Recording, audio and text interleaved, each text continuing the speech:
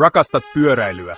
Tuuli kasvoillasi, renkaiden humina asfaltilla, vapauden tunne kun valloitat taas yhden mäen. Mutta entä jos kertoisin, että suurimmat edistysaskeleet tapahtuvat pyörän selästä poissa? Se on totta.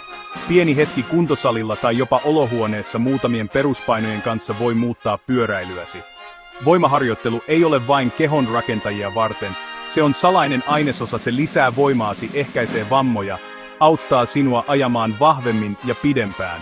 Se rakentaa moottorin, joka pyörittää polkimiasi tehden jokaisesta kierroksesta tehokkaamman ja räjähtävämmän. Ennen kuin hypätään tiettyihin harjoituksiin, on tärkeää ymmärtää yksinkertainen mutta tehokas käsite: vakauspyramidi.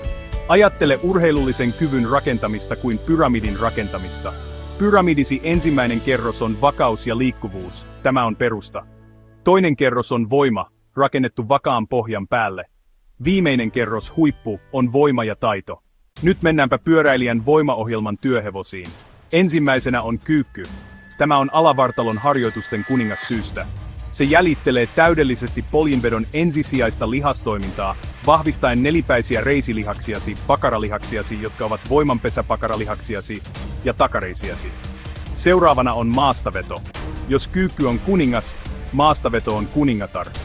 Se on ilmiömäinen harjoitus koko posteriorisen ketjun rakentamiseen, kehon takaosan lihasryhmä, mukaan lukien pakaralihakset, takareidet ja alaselkä.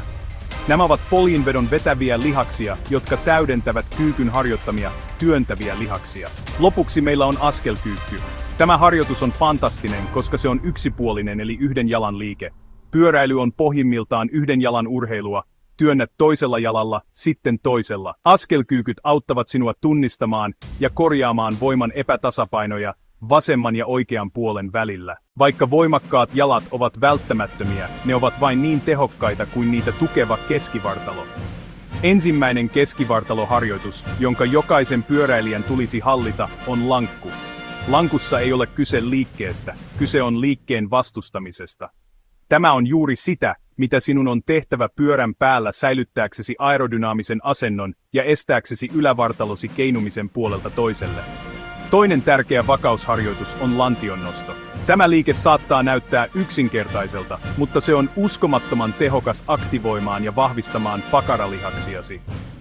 Lantionnosto herättää pakaralihaksesi ja opettaa niitä olemaan ensisijaisia liikuttajia lantion ojennuksessa, mikä on päätoiminto kun painat poljinta alas. Nyt sinulla on tieto ja työkalut rakentaa keho, joka on todella suunniteltu pyöräilyyn. Sinun ei tarvitse viettää tunteja kuntosalilla joka päivä.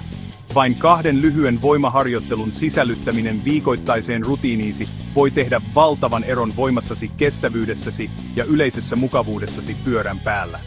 Nämä 5 harjoitusta, kyykky, maastaveto, askelkyykky, lankku, lantionnosto, ovat lippusi vahvemmaksi pyöräilijäksi. Ne kohdistavat juuri ne lihakset, joita tarvitaan kovemmin työntämiseen, nopeammin kiipeämiseen ja väsymyksen vastustamiseen. Mitä siis odotat? Se alkaa sitoutumisesta itseesi. Varaa hieman aikaa tällä viikolla kokeilla näitä liikkeitä. Aloita tänään ja vapauta voima, joka on jo sisälläsi.